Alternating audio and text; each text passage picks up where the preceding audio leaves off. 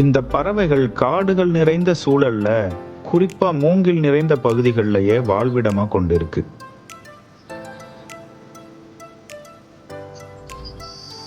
அவை அடர்த்தியான வனப்பகுதிகளையே பெரும்பாலும் விரும்புது.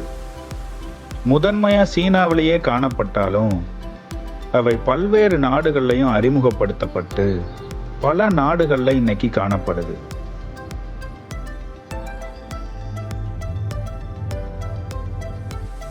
இப்போது உலகெங்கும் பறவை பார்வையாளர்களாலையும் இயற்கை ஆர்வலர்களாலையும் தொடர்ந்து ஈர்க்கப்பட்டு வருது. கோல்டன் பெசன்ட்டுகள் மிகவும் குறிப்பிடத்தக்கதா ஆக்கியது ஆண் பறவைகளுடைய தோற்றம் தாங்க. தங்கம், சிவப்பு, நீலம் மற்றும் கருப்பு ஆகிய அற்புதமான வண்ண கலவையை கொண்ட தோற்றத்தை கொண்ட ஆண் பறவைகள் தான் இதுக்கு காரணம்.